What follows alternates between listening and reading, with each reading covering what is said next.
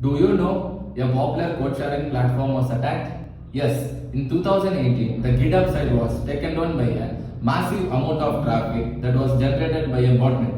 A network of computers was controlled by attackers. This attack is called DoS attack. Sometimes, when you try accessing a website, but it was slow or unresponsive, that you couldn't get anything done, that could be a result of DoS attack. The DoS attack floods a website or network with the traffic, overwhelming its server and making it impossible for legitimate user to access it. DoS attack can be devastating for a business and organization, causing a financial loss and damage to their reputation. It's essential to have strong security measures such as firewalls, intrusion detection system to prevent these types of attacks.